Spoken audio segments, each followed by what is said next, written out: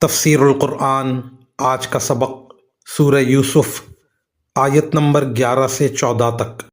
اعوذ باللہ من الشیطان الرجیم، بسم اللہ الرحمن الرحیم۔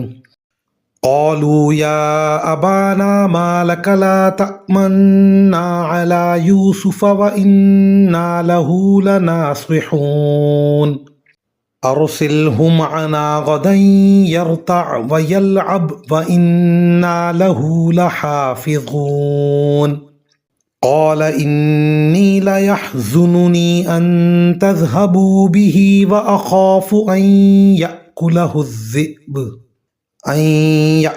الذئب وأنتم عنه غافلون قالوا لئن أكله الذئب ونحن عصبة إنا إذا لخاسرون۔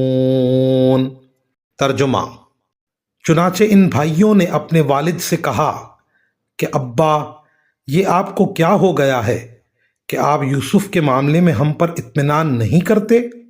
حالانکہ اس میں کوئی شک نہ ہونا چاہیے کہ ہم اس کے پکے خیر خواہ ہیں۔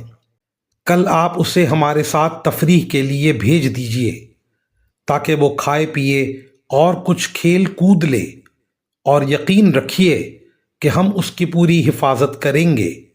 یعقوب نے کہا، تم اسے لے جاؤ گے تو مجھے اس کی جدائی کا غم ہوگا، اور مجھے یہ اندیشہ بھی ہے کہ کسی وقت جب تم اس کی طرف سے غافل ہو تو کوئی بھیڑیا اسے کھا جائے۔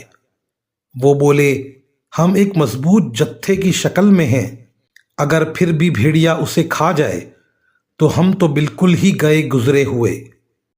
ان آیات کی تفسیر میں مفسرین کرام فرماتے ہیں، ایسا معلوم ہوتا ہے کہ یوسف علیہ السلام کے بھائی اس سے پہلے بھی انہیں ساتھ لے جانے کی کوشش کر چکے تھے، لیکن حضرت یعقوب علیہ السلام نے منع فرما دیا تھا۔